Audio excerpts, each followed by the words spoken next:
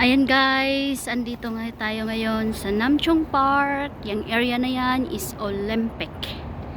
So ito yung view ng Nam Chung Park. Nam Chung Park, Hong Kong. O diba, ito yung running pathway nila. Dito ako naglalakad kasi malambot, hindi masakit sa paa. Ayan, so maraming nagja-jogging.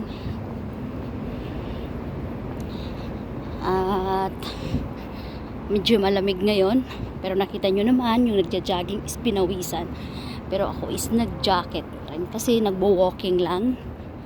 So maganda siya, yung view niya napaka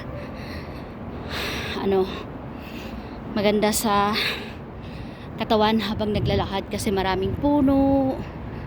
So ayun, yung area na yun is yan yung building kung saan ako nakatira at nagtatrabaho. So in short, malapit lang siya dito sa amin. Walking distance lang siya.